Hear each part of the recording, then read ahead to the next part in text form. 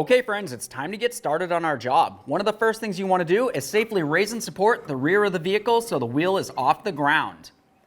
After that, we're going to go ahead and remove the center cover. You're going to find a little tab in here that you can carefully get in between and gently pry without damaging the wheel. Go ahead and pull that off of there, give it a quick inspection, set that aside. After that, you're going to continue on by removing all 5 of your 19mm lug nuts.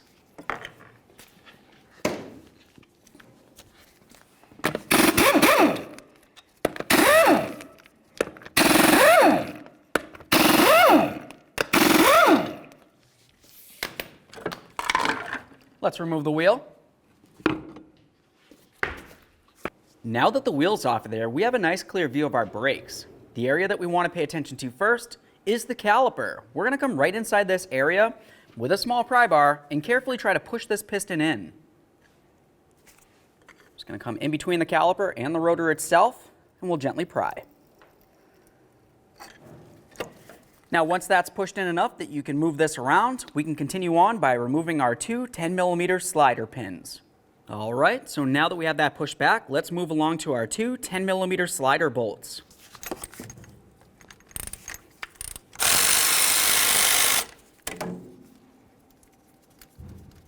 Leave that in there just a couple threads.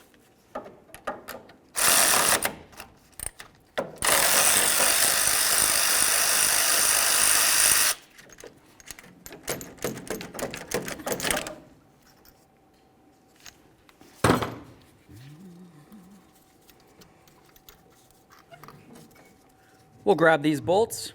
It's a good idea to give them a quick inspection. You want to make sure the threaded area is still in good condition. These look fine, so I'll set them aside. Let's grab onto that caliper. We're going to carefully remove it from the knuckle area. Just grab onto it. You're going to lift up on the lower aspect and kind of pivot away. Now it's time to remove the rotor. Carefully grab onto it, give it a little wiggle, and pull it off of here. I like to give them a quick inspection. Set it aside. Now let's move along to removing our 36mm axle nut.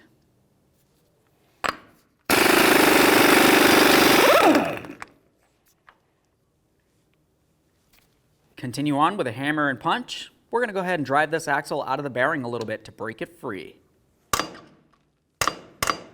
Once it's broken free, we'll continue on. Now let's continue on down here. We're going to hold the bolt side with an 18mm wrench.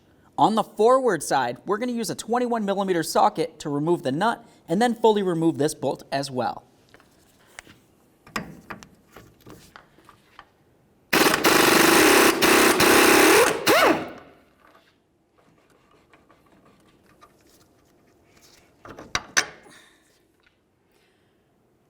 Inspect your bolt, set it aside. Now we'll just use a pry bar. We're going to carefully go up against the lower control arm and then up against the knuckle. We'll just carefully separate this. Let's make our way right here. We're going to go ahead and remove this bracket for our emergency brake cable. We'll use a 10mm for that.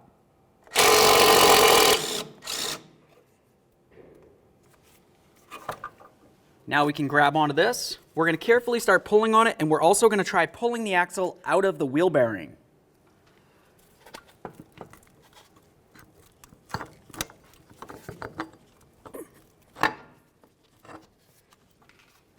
All right, now let's make our way underneath the rear of the vehicle where the axle connects onto the rear differential.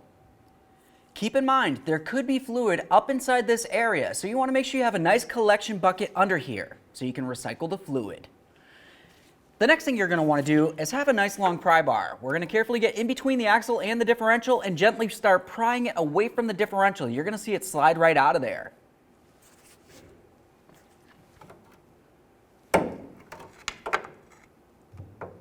If the prying method doesn't work, continue on trying to give it a couple loving bonks with a hammer or with an air chisel. Just be very careful not to damage your rear differential in any way.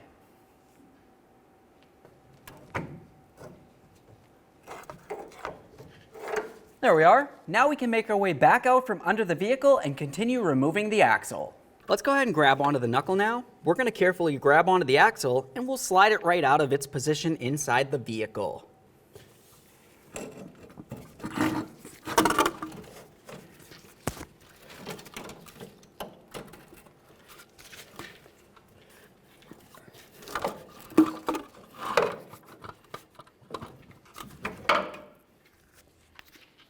There it is, friends. Once the axle's out of there, you're going to want to pay attention to the rear differential where the axle is supposed to go in. There's a seal there. You want to give it a quick cleaning and then of course inspect it. If it needs to be replaced, now's the time to do it.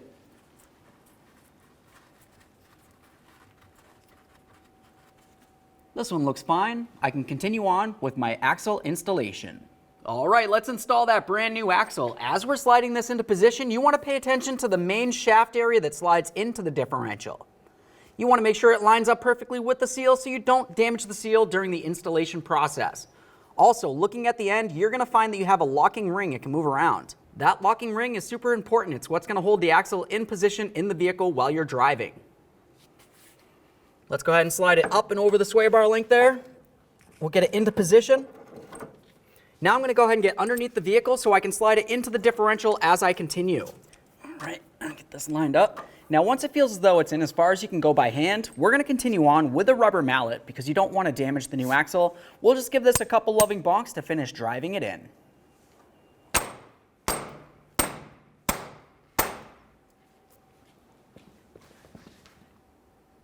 Once you have it in there, you need to give it a close inspection. The axle needs to be pretty much pressed all the way up against the rear differential. It will still have a little bit of a gap.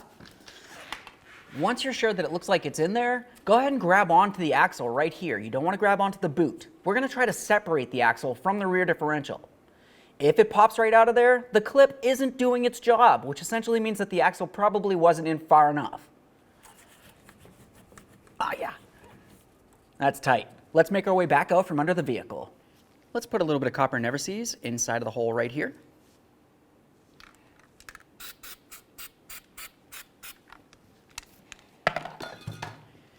Now we're going to grab onto the knuckle, carefully pull it away, slide the axle into position along the back side of the wheel bearing.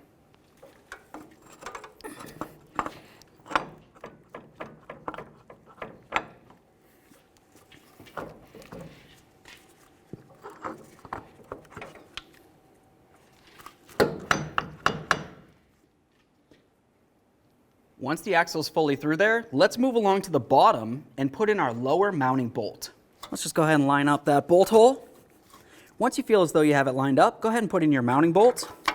We'll push this right on through, start the nut on, and then we'll torque it to manufacturer specification. Let's apply some red thread locker to our mounting bolt. Put on the mounting nut.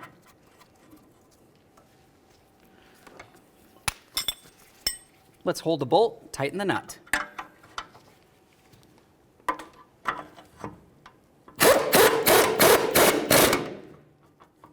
Now that it's bottomed out, let's torque this to 111 foot-pounds.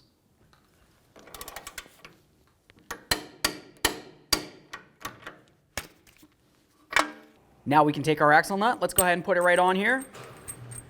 Now when you tighten this, it's important to make sure you tighten it by hand with a ratchet. Go ahead and bottom it out, and then we're going to torque it to manufacturer specification. Now let's get our emergency brake cable bracket reinstalled to the lower control arm. We're going to take the emergency brake cable and put it up and over the control arm so it's not hanging under and gets caught on anything. After that, you can see that you have the little piton on the bracket. It's going to fit in the upper hole. Once you have that in there, go ahead and line up the lower hole and put in your mounting bolt.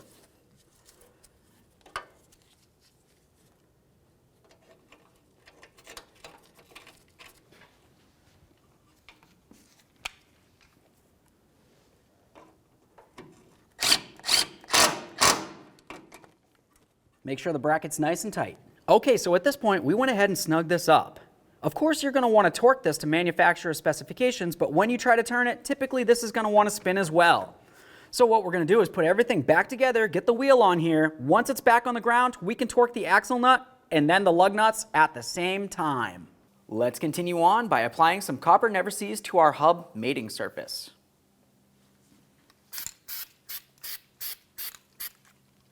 Double check to make sure you didn't get any on your emergency brake shoes.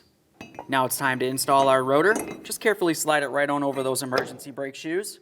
If it feels like it's binding, trying to go on, you need to go ahead and take it right back off.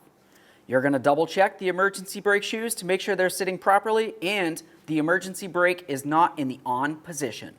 Now we're going to start taking care of these tins. I'm going to add a little bit of high temperature caliper grease in this area. Now we're going to carefully slide it right on over the knuckle here.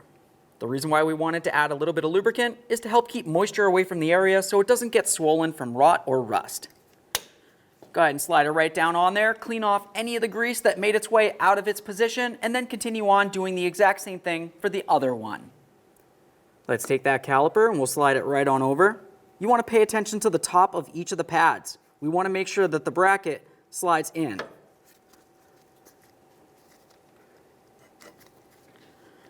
If it feels like the caliper doesn't want to go on, more than likely it's due to your slider pin. You just want to carefully push that towards the inboard aspect of the vehicle.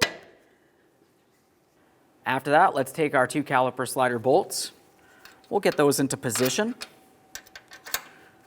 Now you want to start them both in. Bottom them out.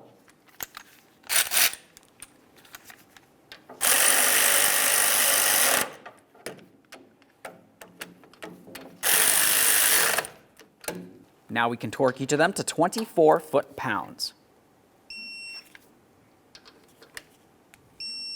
Let's go ahead and torque this axle nut to 203 foot-pounds. To do this, you can either have somebody holding on the brake, or you can have a nice bar coming across this area, being very careful not to damage your stud. We're going to have that going all the way down to the ground to hold it, and now we can torque this.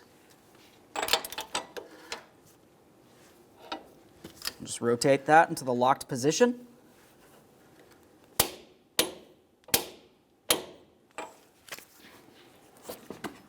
Let's go ahead and get the wheel up on here. Start on all of your lug nuts, bottom them out. We'll get the wheel back on the ground, and then we'll torque each of them to 100 foot-pounds.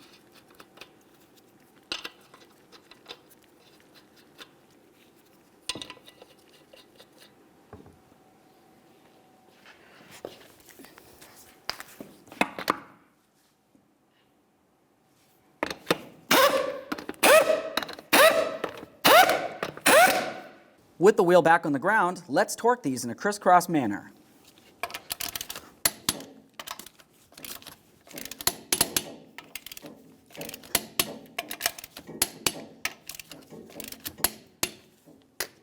Torqued. Of course, if you had a center cover, go ahead and put it on now. Looking at the back, you can see the areas where all the lug nuts need to fit into. Make sure it's secure. Now let's make our way in along the center of the vehicle. We're going to find the rear differential. You want to find the check plug. That's the top plug. Don't touch the larger plug. Let's go ahead and remove that plug so we can check the fluid level. For this, I'm going to use a 3/8 drive ratchet. Make sure you put a collection bucket under here. Go ahead and carefully pull that out of here. Now, as long as you see a slow, steady trickle of fluid, that's a good sign. If you don't see any fluid coming out, just carefully take a gloved finger or even a pick. Go ahead and slide it right in there, and you just want to make sure you get a little bit of fluid right on the tip of your finger. It doesn't necessarily need to be coming out, but it needs to be very close to the top. Now we can go ahead and put the check plug back in.